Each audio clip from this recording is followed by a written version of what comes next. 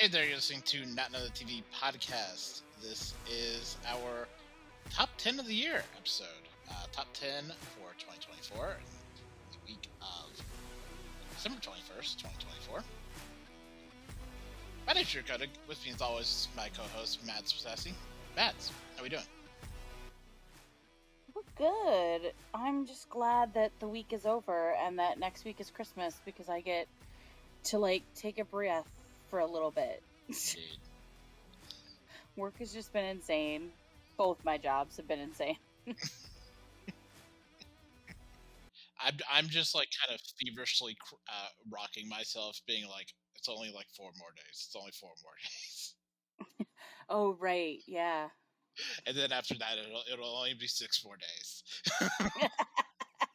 You're counting down to one holiday and then turning around and counting down to the next holiday. Yeah. With all the weird booze people. Speaking of holiday, we watched The Holiday tonight, and I will have to say, I don't care how many years pass, that movie will still be top tier Christmas movie for me. It is a perfect Christmas movie. It's so good. It's such a good Christmas movie. And I don't even like Kirsten Dunst or what's her name that much outside of that movie. I just That's insane. You're insane. We have to move on. I like them okay. It's very hit or miss with them on whether I like their projects. I cannot linger on we must move on. It's okay. I admit I'm a weirdo. And that is all we'll say. That is all we'll say. Except for all the other things that we're about to say. Yes. We'll go back to TV land now. Exactly. As I said, guys, this is our top 10 of the year for 2024. And it has been a long year. Mm-hmm. Someone on Twitter or Blue Sky said that a year ago we were doing the David Tennant Doctor Who specials, and I was like, that's can't possibly be true. The internet is actively lying to me now because there's no way that was a year ago. Yeah. It had to have been more than a year ago because this year was approximately 50 million years long. It was, and I think it's because last year the writer's strike made things feel shorter because there wasn't as much content that came out. And then this year they all bombarded us with the content. And so it felt like, no, there's no way that was this year. There's no way. There's just simply no way. Yeah, and it was a weird year. Especially as I was going back over my list, my top 20 list, and going mm-hmm. There's a lot here that I liked and I thought was good, and is very competently and well made, very competent and well made. But it doesn't feel like past years where I go, oh, this is it, Mm-hmm. yeah, indisputably, here's what I got. Because I feel like I have a number one with a bullet, and mm-hmm. then I have a lot of other stuff where it's these are very good and I like it. I have a top 5 where I'm I don't know if my top 5 would look like this in another year, in a different year that had better stuff. I don't want to say it like that, but I don't know. I'm very confident about my at least my top 3. Maybe my top 4. My top 4, I'm absolutely would not change a thing. But the rest of them, 5 through 10, I was kind of I know these need to be in the top 10. I just threw them in somewhere. Right. I think for me, a lot of the shows are oh, this is a very this is a number 12 pick. This is mm-hmm. It's good and it's up there, but it's it exists in that healthy bubble. And to be clear, before we get into it, I feel good about my top shows. It's just they don't have the punch that I think a lot of other years have had, where it's oh, these are shows that I'm going to be still thinking about really in 5 years from now. Mm-hmm. Even when I was just looking back at my list in 2021 of like just banger after banger, and here I'm like a lot of good stuff, a lot of really good stuff, but like Mhm. nothing that I nothing that was like transcendently excellent, you know, which I think a And it's lot of funny, others had. I made my top 10 list for Telltale, and then I went to go I was like, "Oh, I'll just put the same things down for obviously for this because I mean, clearly, top 10." But then I was like, "Oh, crap. No, I forgot about a specific show." And I was just like, Mm. "Oh no, I got to put that in there somewhere and get rid of a different one." So I was just like, "Okay." Yeah, and I think a part of this is just coming down from both. Like we're still in a very weird place. I know it's been 4 years, but we're still coming off of COVID. We are still coming off of Mhm. the writer's strike and the actor's strike, and I still feel like we're still just like recuperating. Yeah, and the TV landscape just isn't what it used to be. We don't get shows that have more than 15 episodes anymore. Not really. Yeah. Occasionally those network shows still hit that mark, but you know, just for example, like 911 is one of the biggest shows right now and it only gets 18 episodes. So like even that's not the full 20. I remember it used to be 22, 24. And Yeah. so it just feels like we don't get as much with the small amount of content that they hand out to us. I'm confident about next year though. I think a lot of really good stuff is Mhm. preparing to come out next year, even just at the start. So I do feel really good about that. But yeah, this feels like one of the more like uninspired top tens I've made Mhm. since I've been doing this, and it feels very weird.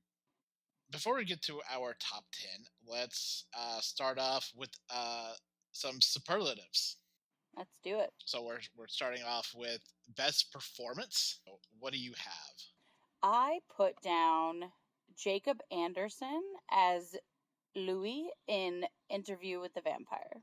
Mm, I felt like that was the one performance that really jumped to the front of my brain when I started thinking about these superlatives. And I was like, all right, I'm going to go with my gut on this one. He did a fantastic job of really shaping this character beyond the source material because, in case people don't know, the source material has Louis be a white ass man. And so I think it adds layers to him to have Jacob Anderson playing him. But this season, especially, Jacob went through so many different emotional responses to what was happening in Louis's life that he just nailed it every single moment. So yeah, I went Jacob Anderson. okay. I actually have four that I would like to mention Okay. very quickly. The first is Tobias Menzies from Manhunt, Okay. which I think was like a really good grounding performance in that, which I forgot about that show. yeah, which ended up being rather underwhelming, but I think he is just such a strong performer. Hmm. Um, and then I have the kind of mirror opposite of your pick, which is Sam Reed as Lestat in Interview with the Vampire. Hey, I thought about putting Sam Reed too, so you're Mhm. valid. Yep. And then I have Keely Hawes from Orphan Black Echoes, which is the only time we will be talking about Orphan Black Echoes this episode. Uh, but Keely Hawes was so good, really made that show in a lot of ways. A lot Hmm. of the actors made that show, but her in particular and her episode was just really outstanding. And so she's one that I kept coming back to. And then my four is more of like an honorable mention, which is Ella Purnell as Jinx on Arcane, which I Okay. think is just such a good vocal performance. Um, especially Hmm. when like you see how Ella Purnell like was in the recording booth Yeah. and like had like her hand like actually around her throat while she's doing some of this uh like in that fight with Vi. It's just like, oh, she's Mm-hmm. just really good, and like no one else does like those kind of vocal inflections that Jinx had. So I think that was like just really stood out to me as we got to the end of the year. Well, let's move on to best character. So, who do you have? So I have both a male character and a female character because I couldn't decide. um, and people that know me are not going to be surprised by this male character. I'm going to go with Evan Buck Buckley from 911. He's just had a stellar year, you know, coming out as bisexual, all that fun stuff. And then I also have Juliet Nichols from Silo because Yes. that's a character that just sticks in my brain. And she continues to stick in my brain because even when the show was between seasons, for the first big chunk of this year, I was thinking about that show and I was thinking about her. So those are my picks. For me, I have Beckett Mariner from Star Trek Lower Decks, Nice. which had a really great season of her just being really stabilizing, and the show's still really working, which I think is such a testament to like how good that character is. And also Kristen Bouchard from Evil, Nice. who is just the biggest fucking weirdo on the planet, and I love her so much. I also want to give an honorable mention because it just popped in my head to Clark Kent Superman from Superman and Lois. I feel like he deserves it. A, because he died, came back to life, died again, and the series ended. So I feel like he just deserves it after having such a great impact on CW superhero television. And then we have best episode. So who do you have? So this is where I finally talk about Evil. I went with Evil season 4, episode 9, How to Build a Chatbot, because that one freaked me the hell out. And I haven't stopped thinking about it because as someone who is constantly thinking about their grief and their loved one that they wish they could have another conversation with, the idea of it actually coming to fruition terrifies me. And that episode said, hey, guess what? We're going to do that. We're going to make this happen. And it's just terrifying. Let's hope that AI does not reach that point, but let's be real, it probably will. Again, I have 3 for this. I cannot be constrained. Um, the first is Remember It from X-Men 97.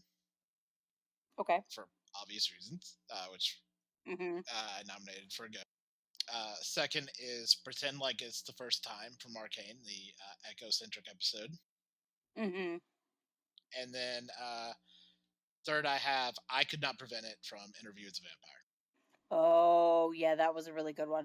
See, like, to be fair, I tried to keep myself with just one pick for most of these. So I was like, I want to nominate this episode from Interview. I want to nominate this episode from 911, but I was like, no, Mads, just one, just one.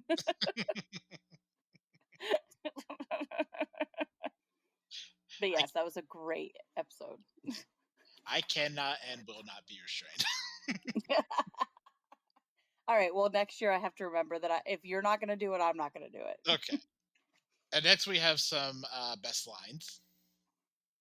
And for this, I had Vi from Arcane with Here Like Where I Landed When a Rich Unhinged Mongoose Tackled Me, which still makes me laugh every time. A second one is Lestat from Interview with a Vampire with What is vampire life but poor decisions stacked next to better ones? Mm-hmm. And then the third one is Charlie from Has Been Hotel, um, which is kind of cheating because it's also a song. But it's if hell is forever, then heaven must be a lie. But it's just such a line that slaps so hard. I had coming in hot the narrator from My Lady Jane saying, at this moment, Edward realized two things. One, he's definitely not attracted to women. And two, his grandmother is absolutely fucking insane. Like, I just remember that moment from that show. And so, like, that quote has just been imprinted on my brain anytime I think about this show because it makes me laugh so hard. Mm-hmm. And then the other one is kind of like it's sort of a twofer because you have to have both parts of the conversation to have the line make sense. But it's from Buck's coming out episode of 911 where he says trying to get your attention has been exhausting, and the guy he's talking to goes my attention because he's like thinking that Buck was talking about Eddie and not himself. So it's just funny for those fans that have been around for Buck and Eddie for so long to be like, oh honey, you're going for the for the 2.0 version of the guy you really want. It's okay.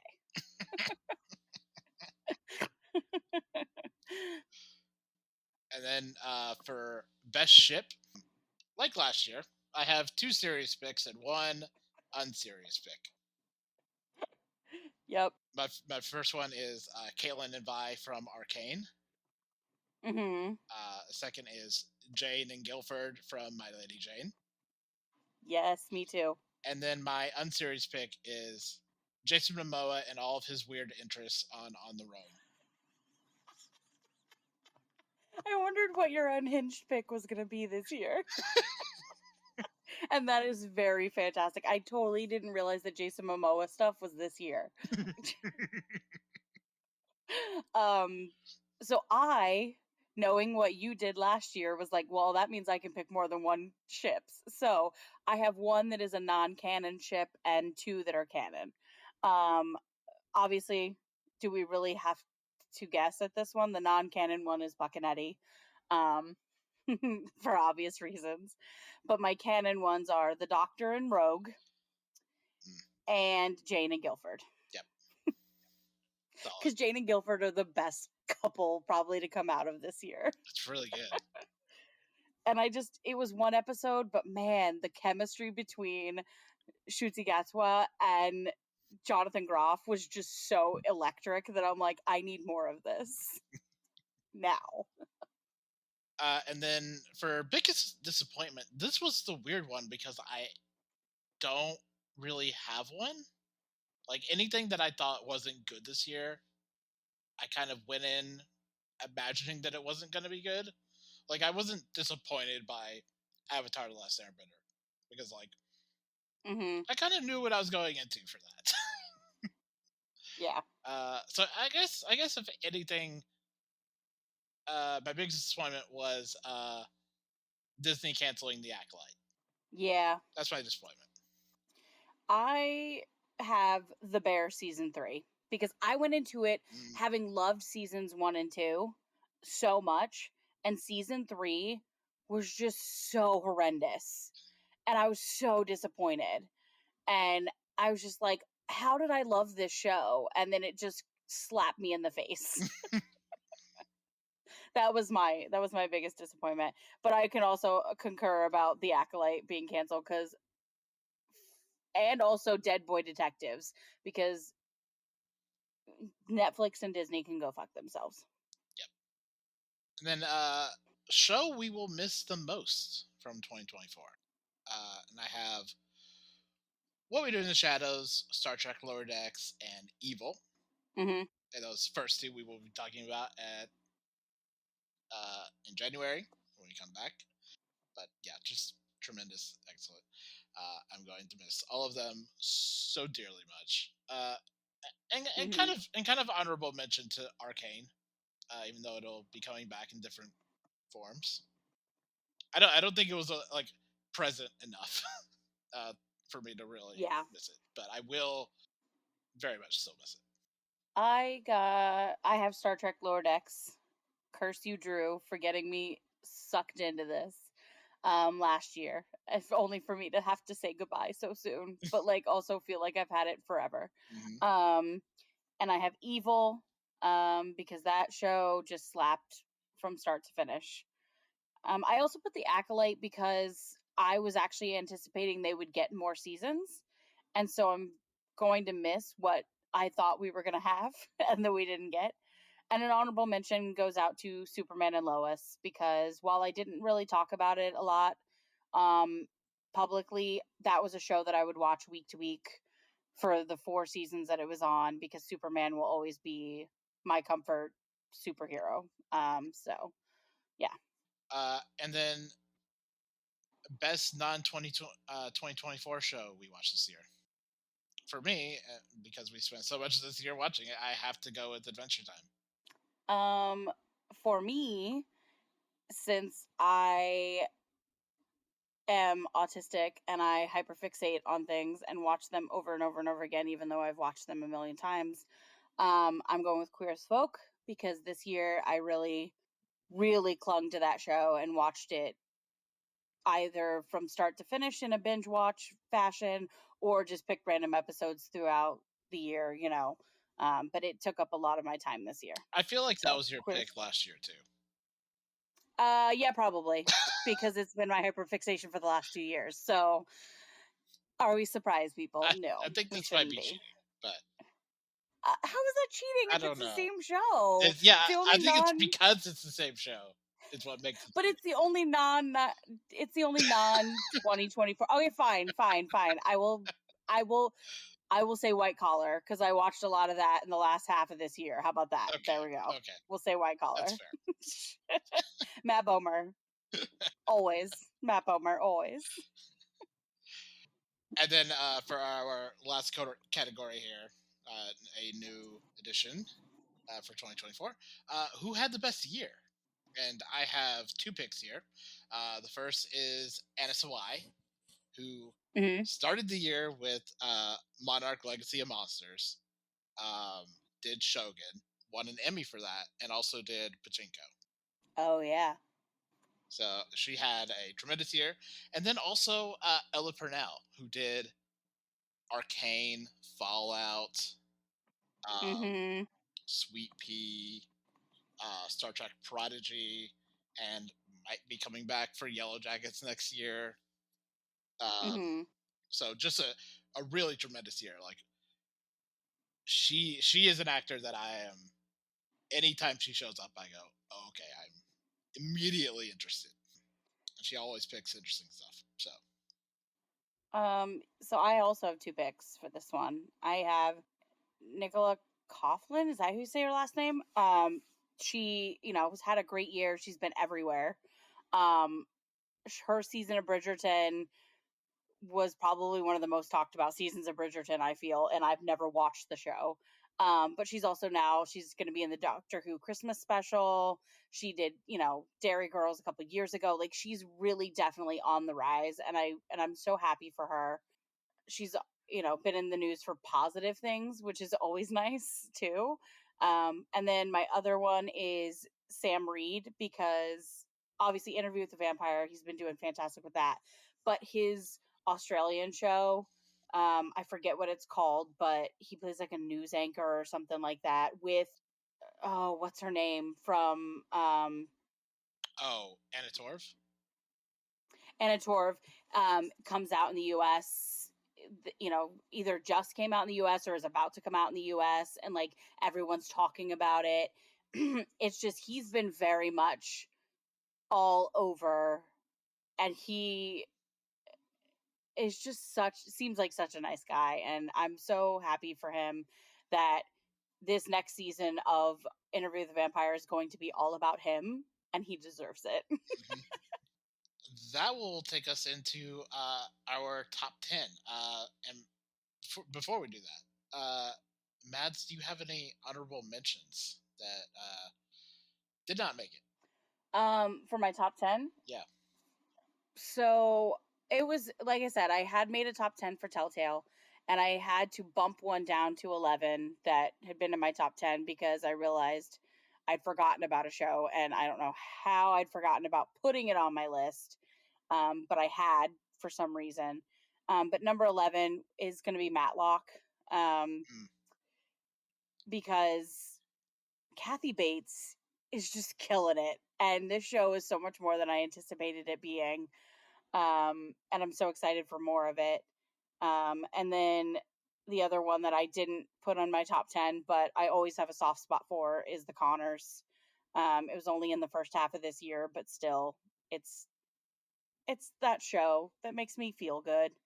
But it wasn't good enough to make the top 10. Yeah. And of course, Superman Lois. So Right. Right. as we all know, and as I've mentioned before, I always make a top 20. Hmm. And so I'm just going to run like my 20 through 11 real briefly. And so number 20, I have The Acolyte. Number 19, I have Percy Jackson. At number 18, I have Doctor Who. At number 17, I have Ghosts. 16, Legend of Vox Machina. 15, Star Trek Prodigy. 14, My Lady Jane. 13, Abbott Elementary. 12, What We Do in the Shadows. And number 11 is Silo. And so, with that, Mads, hit me with your number 10 show of the year. Doctor Who. I'm like listening to you read off your things, and I'm like, oh, so many of those are in my top 10. But we watch such different things. So I anticipate that our lists are going to be vastly different this year, which is, I mean, last year we only had like, I think, what was it, two or three that kind of ranged somewhere in our top 10. Yeah. But yeah, number 10 is Doctor Who. I just really like having Russell T Davies back, and Ncuti Gatwa is probably the most fun doctor we've had in a very long time. Um, it was just, it was a lot of fun silliness, and it was nice to get back to that. Yeah, yeah. Doctor Who, I think, suffered. I think a lot of shows did the same way for me. Of like, it didn't have a lot of staying power in my mind. My number 10 is one you mentioned just a minute ago, and it's Matlock, Nice. which is having just a really tremendous first season. We have talked about Matlock a bunch on this podcast. Truly a powerhouse performance from Kathy Bates. Really smart and kind Hmm. of writing, and I remain always really interested in like the twists and turns it's going to make, and the fact that this wasn't just like another carbon copy soulless reboot, but like came out with like something to Hmm. say and had like a stance and a vision. So yeah, that is my number 10. Matt, hit me with your number 9. I've coming in hot. We've got Silo. Um, like I said, this show is just so good, and I was a little nervous when season 2 started because sometimes really great first seasons translate into a downgrade in season 2, but it's been still so solid, and I have greatly enjoyed it this year. So, yeah, Silo. Mm-hmm. Yeah, I think my problem with that one was when I was really looking at that versus like everything else of like, do I want to put a season where I've seen like 5 or 6 episodes of it, or like 5 or 6 episodes have come out? So that just like knocked it down just that little bit. That was kind of how I felt. I like, I also had wanted, I almost put Abbott Elementary in my top 10, and then I was like, it was fun, but was this season as good as the other seasons we've had? Not so much. So, so I totally understand that whole like process of, okay, it's really good, but do I know everything yet? Same thing with why Matlock was like number 11 in my list, right? Cuz we haven't gotten through the whole season, but Kathy Bates is killing it. My number 9 is a season that was fully completed, and that is Slow Horses, which just had such a fun season. Jack Loudon is so like just so really just so much fun to watch as River Cartwright, who is just the dumbest man who's Mhm. ever lived.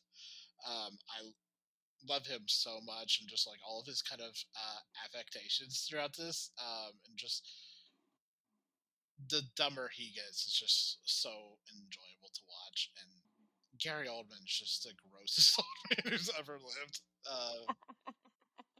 It's just outstanding. And then add on top of that with like Hugo Weaving as the antagonist for the season. Yeah, Slow Horse is just always on its game, but it just felt particularly sharp this season. So that is my number 9. Matt, hit me with your number 8. My number 8 is My Lady Jane. This show is just quirky and fun and not at all what I expected it to be because I went in blind. I just wish it had gotten more time because this show made me laugh so hard every episode. My number eight actually was a bit of a surprise for me, and that was Lord of the Rings: Rings of Power, which just had such a good second season. And it was like just such a fulfillment of the promise of the first season, and you just had like so much good Yeah. Lord of the Rings kind of lore and mythos, and I still haven't finished season 2. I need to get on that. it's just outstanding. Like, uh, just going through the entire second season of like uh, the way that the rings are being implemented into Mhm. into the story and the corrupting influence, and yeah, and just like just the Celeborn plot line, and then everything like shockingly everything that's going on was going on with the men. It was just outstanding, and just with such scale and such style. Like, yeah, I loved it. Mads, hit me with your number seven. So, my number 7 is Masters of the Air. I really, really loved this show. And I honestly had forgotten that it happened this year when I was thinking back on the year because I thought it had happened at the end of last year. But I love historical things. I love documentaries. Especially love historical documentaries about like big events. And so I went into this just knowing I was going to probably love it because that's just who I am. There was a plethora of World War II centered television shows in the last couple years. And so I was worried that it'd be over romanticized. It would be just a lot of the same old, but it somehow felt very fresh and very new. Your heart was pounding this whole time. You were rooting for these guys to survive, even though you knew more than likely most of these characters that you grow to love are going to die by the end of the last episode. Um, and sure enough, a lot of them did. Um, but the performances from Barry Keegan and Austin Butler and Callum Turner and Anthony Boyle were just like out of this world. And I just had to put this on my list somewhere. And so I was like, all right, we're going to go in at number 7 with Masters of the Air. Absolutely nowhere near my list. And I didn't expect it to.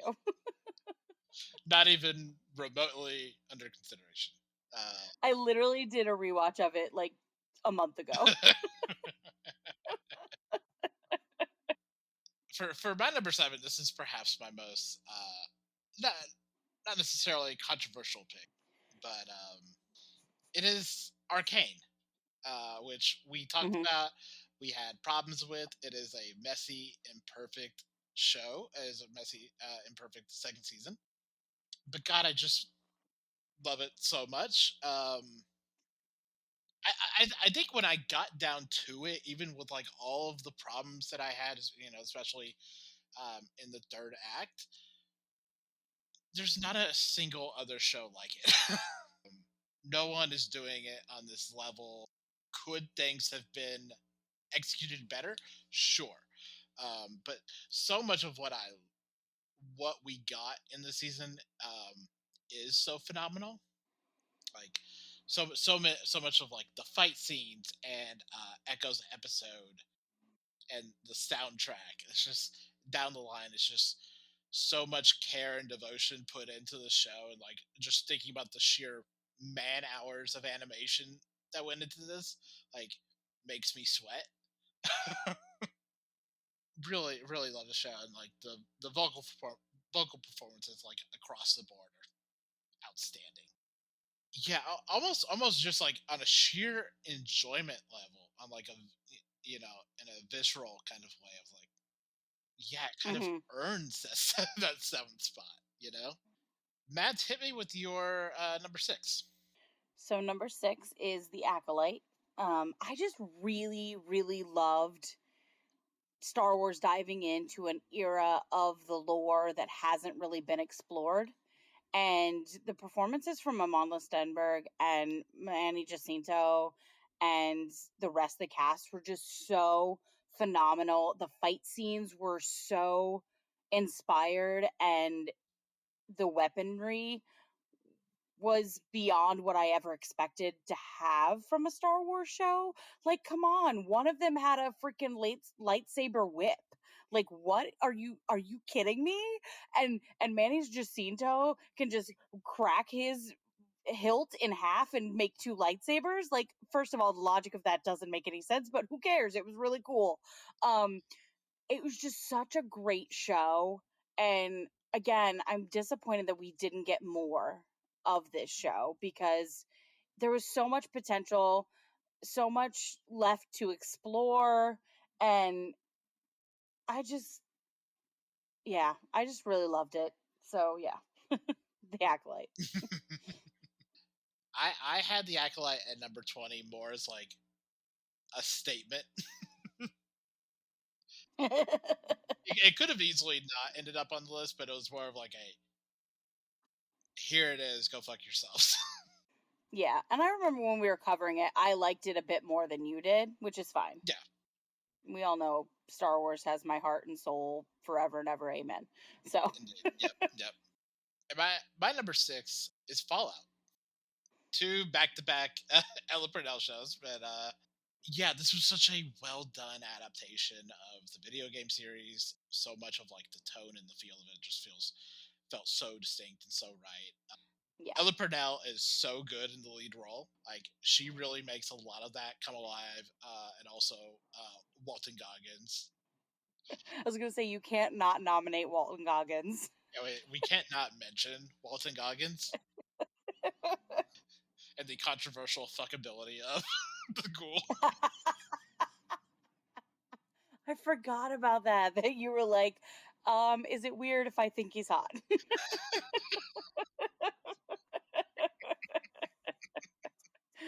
A I'm position surprised that he I wasn't stand on your unhinged ships list of me and Walton Goggins in Fallout. But yeah, just such a really wonderfully well done season. Cast Ella Purnell and everything. Like just Mm-hmm. she She's can do cute no and wrong. she's so good. She's so delightful. But hit me with your number 5.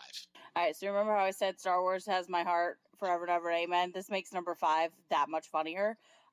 Star Trek Lower Decks. Okay, that is my number 4 pick. So we'll get there in a second. We'll get there eventually, but I just was like, I just said that Star Wars has my heart forever and ever. And it's just like, and Star Trek Ring Tire. What's your number 5? My number 5 is Shogun, which had an impressive amount of staying power in my mind. When I talk about a lot of other shows that just kind of fizzled out. This one stuck with me. The look and the feel of this kind of feudal Japan. So much of like the lead performances here. Yeah, it's just a really tremendous season. Yeah, that I enjoyed so much. It was so encompassing and engulfing once you really got into it. But yeah, that is my number 5.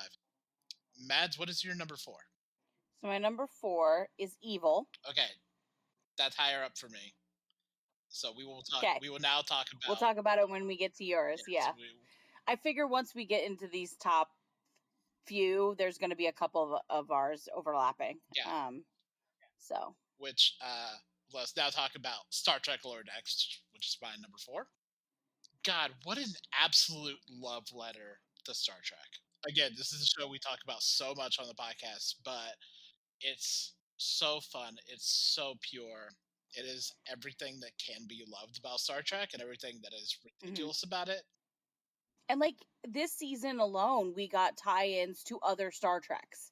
And like that's what's so beautiful about this show is that like it doesn't shy away from doing stuff like that. And the fans love it for it, you know. I personally loved getting Robot Data. Like that was, you know, like blue robot Data head, like that was the best thing for me this season. But also, like you mentioned, Mariner, like, and her growth this season. I was very stuck on Boimler's growth this season. Like, Boimler's always been my favorite, and boy grew up. He finally grew up, but not too much. He didn't grow up too much, but he grew up. Hmm. Yeah, just such a fun season. Um, the penultimate episode with you know Barrick and Bashir and T'Pol, um, just so delightful. Um, Tendi as a space pirate, just inject it into my veins. Just Yeah, and Talin was just fantastic this season too. And it's just I just love this whole group. This whole ragtag team of quirky characters. And it's so sad to see it go. God, just bring it back a million times. Like, Can we have it forever and ever, please? Just it's animated. I'm sure you can come up with stuff for them to do. no, yeah, no. Uh, Connie Newsom, who voices Mariner, was talking about this, and she was like, Hmm. just have us do like the Futurama thing, like bring us back every few years. We'll do it. Yeah, exactly. This yeah, it should just run for a million seasons. Like just You know the rest of them would be in for it, oh yeah, especially Jack Wade because he loves this. yeah. Like it doesn't matter what Star Trek iteration we're in, any era of Star Trek, just put them in there. It doesn't matter. Star Trek is timeless because they travel through time. It's fine. It's exactly. Star Trek Lower Decks. I will miss you, Mads. What is your number three? My number three, which I know is not going to be anywhere near your list, but Heartstopper. This season was just so well done. I was concerned going into the season because I knew from having read the comics that the topics they were about to embark on were going to be very hard to translate into the same bubblegum poppy type aura that this show has, right? They've established itself in the first two seasons of being this just really cutesy, lovey dovey, rom commy type show. And now we're dealing with Charlie with a eating disorder, with OCD, anxiety, and like having to deal with him having a fallout from that.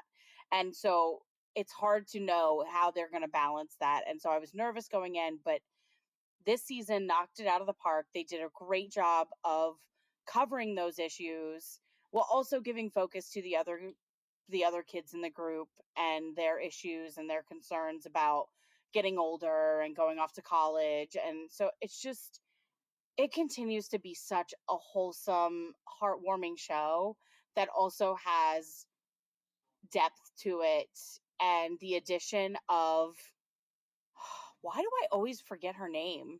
I want to call her I want to call her Agent Carter. Oh, That's not her uh, actual name though because Haley Atwell. yes.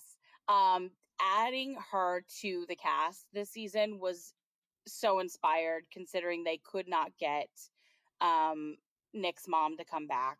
And so yeah, number 3 is Heartstopper. Nice. My number three is Evil. So let's talk about Evil. Okay. Let's talk about Evil. What an insane season. I literally had to sit back and think about it because I wrote up a blurb about it for Telltale TV, one of our lists, and I was like, "Oh my god, all that shit happened in season 4." Like Andy getting a drug problem, going to rehab, getting a mistress and leaving his family, Kristen dealing with the Antichrist and Leland killing her mother and like all these things. I'm like, "How was this all in one season?" Like what? What? This is insane. Yeah, But I wouldn't have it any other way. yeah. Uh, a tremendous season with the extra 4 episodes stacked on there to wrap itself up. Just so tremendous. And this is kind of the same thing that I said about Arcane. there is no other show on TV that does it like Evil does it. Yeah, No one else is talking no about one. religion and faith and intersectionality of beliefs and non-belief Yeah. with And like, compassion and care that Evil does. mhm. We've nominated this show for many different reasons throughout the years. We nominated Ben for the goat, We did. and the actor saw it and reposted us because he's amazing. But I've loved this show from the beginning because we don't just get the faith based answer to things that don't make sense. We get the science based answer. We get the psychology answer to it, right? And we get them having conversations in a very respectful way. There's no like discord between them, which is not very common when you have those differing views between people on a team. And it's just such a great show. It's so underrated. I feel like not enough people watched it, or at least weren't talking about it, which makes me sad. Yeah, it was just such another like just straight banger from the Kings. Just so outstanding. I cannot believe that I do not. We're not gonna have more Evil. Just Oh, makes me so sad. thanks. I hate it. All right, Michael Emerson, what are you doing next? I mean, he's on Elspeth. That's true. We're getting down to the end here. So, Mads, what is your number 2 pick? Number 2 is Interview with the Vampire. Okay, that is my number. Ooh, okay. What's your number 2 then? My number 2 is X-Men '97. When it came back, and I think I've mentioned this before, when it came back, a lot of people were like, "Okay, cool, why?" Mm-hmm. And then it quickly justified itself as to why, and just delivered some of the most crushing, unrelenting episodes of animation that I think I've seen. Building off of a 30-year attachment to this iteration of characters that just kind of built and built, and then uh, became a little insane, but it also kind of worked in being insane. But just like the devastation and almost like cathartic, um, just mayhem the season provides, just really well done, really well executed. Um, and like when I went back to like everything that I watched this year, like that one just kind of kept rising up. Of like, yeah, that one got me. That one got to me. For our top picks of the year, Mads, what's your number one?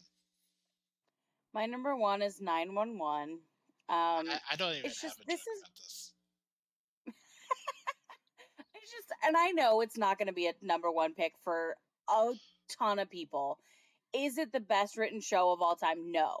But it never takes itself seriously. And that's what makes it so fun and makes it the top show that I watch at any given time. And this year was just extra special. We got the 100th episode and they knocked it out of the park. They said, "Oh, you want to see what we can do with 100 episodes? How about we make this character that you all have been headcanoning as being bisexual this whole time? We're going to actually make him bisexual."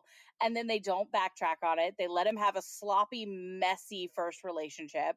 They let these characters go through the most ridiculous emergencies, and they have a cop land a plane on a freeway. I mean, and just the performances of Angela Bassett and Peter Krause, like you can't lose with these guys, and it's just brings me so much joy. And so I almost put it at number 2 and Interview with the Vampire at number 1, but I was like, no, because yes, from a critical standpoint, yes, Interview with the Vampire is definitely way better than 911, but from an emotional standpoint, 911 has my heart. It's my number 1 pick always. It just keeps getting better and better. Just when I feel like, oh, I'm gonna give up on this show because it's really crappy, it switched networks and now it's really good again. So I'm happy that it's making a comeback. You know what? I won't begrudge you with this pick. I could, but I'm not going to. You have every right to listen and judge. So that brings us to my number one show of the year, which is Interview with the Vampire. Uh, as I said earlier, with a fucking bullet. Yeah. Nothing came close. Hmm. Like a lot of my other shows moved up and down a lot. Not Interview with the Vampire. It stayed right where it was. Hmm. Yeah, what a truly phenomenal episode of television, season of television, and especially like when we watched one of the episodes at ATX this year. Yeah. I think that really put it into perspective for me. Everything that it does well, really, really well, on like a dramatic level, but also how deeply funny it is. And I didn't realize, like, really appreciate that until I was in an audience of other people laughing hysterically Yeah. at it. Also, how cinematically well it's made, because we were watching this on a big screen Hmm. and it translated so much better on a big screen than it does on the little screen, but it's still a good show regardless. And you're just like, the sound and the sets and the lighting and the acting, it was just such a good second season. So strong. Yes, yeah. And as we said, the performances from Sam Reed and Jacob Anderson, just exceptional, truly exceptional. Sam Reed, Yeah. especially playing as Lestat, and then early in the season playing Lestat as Louis remembers Lestat, Yeah. or Louis's like internal imagining of Lestat. We also have to give a shout out to Bailey Bass for Claudia. Um, cause she killed it. Yep.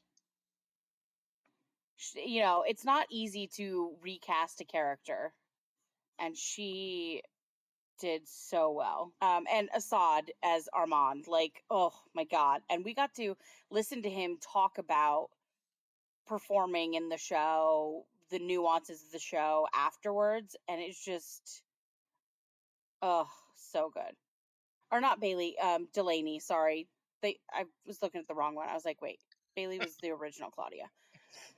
Brain tired. But either way, Assad and Delaney killed it, killed it. It's just there wasn't a weak performance I didn't feel. No. Um, and Ben Daniels coming in as just to play Santiago in the most dramatic fashion. We love a man who just loves to be dramatic. Yes. Yeah. And Ben Daniels just another great performer. Such a great show. I'm excited for the next season.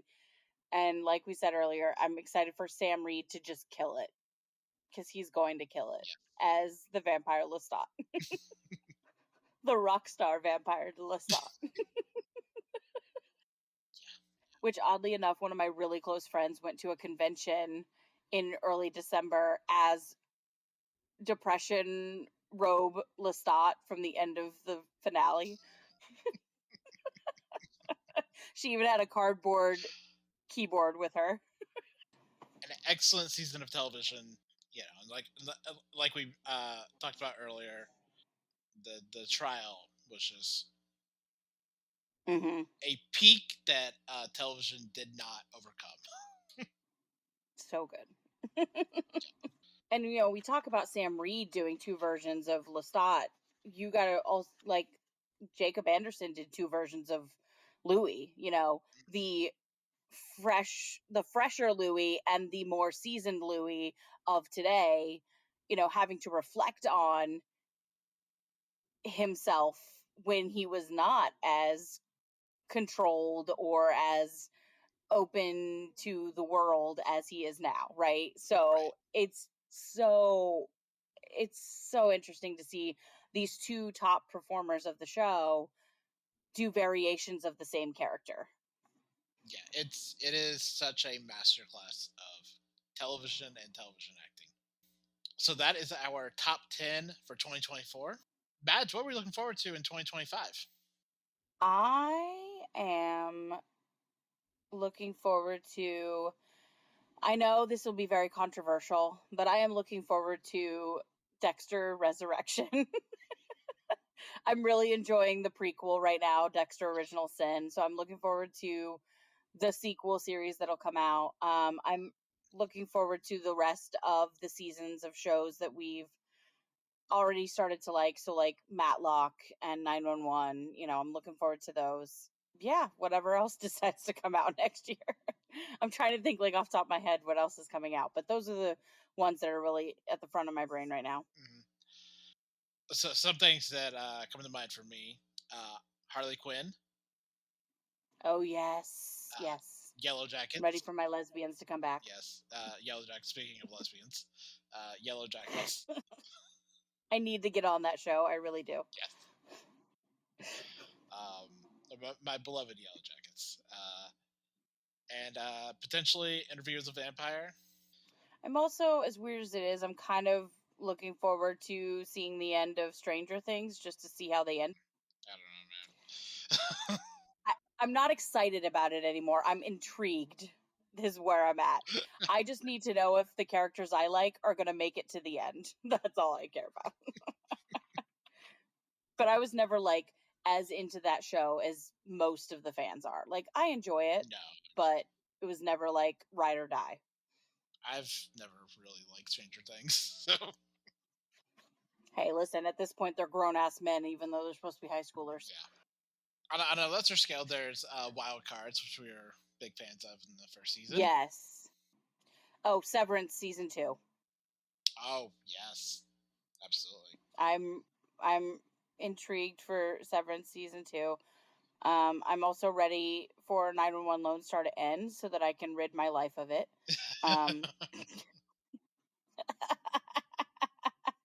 I know I'm an asshole, but that's just how I feel. Yeah. I mean, a big one that people are going to go to is Daredevil Born Again. Yeah, I'm gonna give it a shot, but I'm not like holding my breath on that one. Hawkeye Echo sequel, and also Daredevil, Netflix Daredevil sequel. So I think that will be interesting. I know some people are looking forward to Suits LA. I don't know who those people are, but it's not me. It is not me either. Andor, I'm excited to come back for its second season because that first season was so good. One that I don't think either of us are watching, but I have to possibly consider watching. That I know a lot of people are excited about, which is the Wheel of Time, which is Yeah, it's on my list, so I think I'm gonna have to. yeah, it's Amazon's other big fantasy series. Animal Control comes back for season 3. Animal Control. I do love Animal Control. I mean, I don't think anything's gonna beat drunk raccoons at a bowling alley, but that's a that's a peak. You can't get better than drunk raccoons at a bowling alley or fighting a kangaroo. But I look forward to seeing them try. Mayfair Witches comes back, but I wasn't that impressed with season 1. Mayfair, which is not very good. What we are fans of is Dark Winds, which comes back. Oh yeah, Dark Winds. That is it for our TV in 2024. We will be back in January. We're going to be catching up on a lot of the TV we missed in December. Star Trek Lower Decks, What We Do in the Shadows, What If, the Doctor Who Christmas special.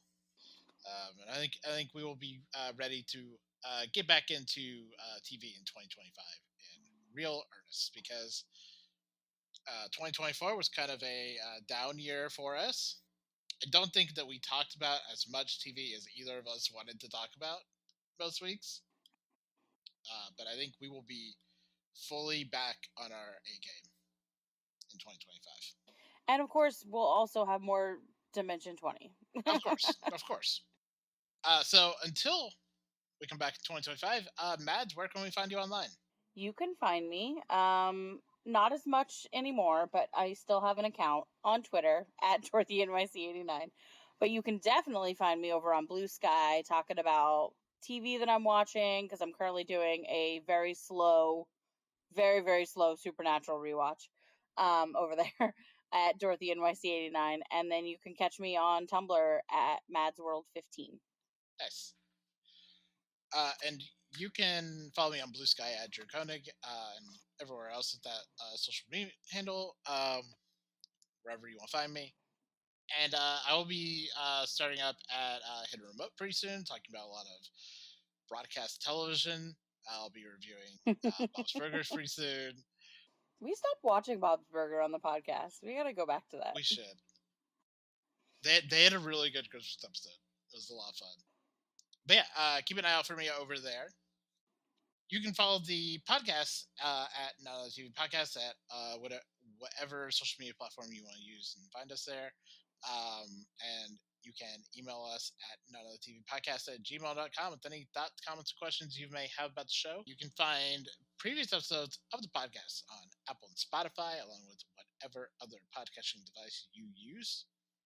And also on our Libsyn feed, libsyn.com/notanothertvpodcast, which has our full podcast directory on there. Until next week, or until we come back in the new year, don't forget, if you go on vacation for Christmas or the new year, don't go in the ocean. It's not your business. You don't need to know what's in there. Goodbye.